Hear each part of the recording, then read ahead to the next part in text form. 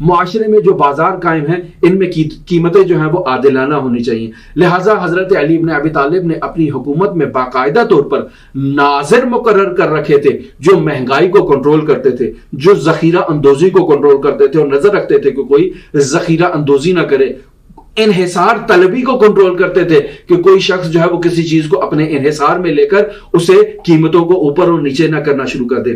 حضرت علی ابن ابی طالب عوام کو زراعت کی ترغیب دلاتے تھے تاکہ اس زراعت کے ذریعے سے لوگوں کی ضروریات پوری ہو سکیں. حضرت علی ابن ابی طالب اپنی حکومت میں صنعت کاروں اور تاجروں کو مضبوط کرتے تھے تاکہ اس طرح سے روزگار کے مواقع فراہم ہو سکیں. حضرت علی ابن ابی طالب عوام کو سہولت فراہم کرنے کا ہر راستہ تلاش کرتے تھے. حتیٰ یہ جو خراج ہے, یہ جو ٹیکس ہے, اس ٹیکس کے معاملات کی درستگی پر یہ موقوف ہے کہ یہ تمام معاملات اگر درست ہو جائے تو عوام کو سہولت میسر ہوگی. حضرت علی ابن ابی طالب معاشرے کے کمزور سے کمزور طبقات, محروم سے محروم طبقات کی ضروریات کو پورا کرنے کے لیے حضرت علی ابن ابی طالب کی یہ پالیسی تھی کہ پرائیویٹ سیکٹر کو مضبوط کیا جائے. لہٰذا پرائیویٹ سیکٹر کے استحکام کے لیے حضرت علی ابن ابی طالب نے خود قناعتیں حفر کر کے باقاعدہ وقف کی ہیں. قناعت کسے کہتے ہیں؟ یعنی انڈر گراؤنڈ پانی کا ایک سلسلہ ہوتا ہے جسے زمین کے اندر سے کھود کے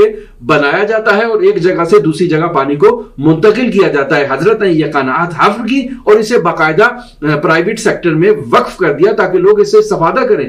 کھجوروں کے باغات کو حضرت علی ابن ابی طالب نے وقف کیا تاکہ یہ پرائیویٹ سیکٹر کا حصہ بنے اور اس کے ذریعے سے لوگوں کی ضروریات جو ہیں وہ پوری ہوں. ایسی عدالت جو ہے وہ ریاست مدینہ کا الگو اور نمونہ عمل ہے.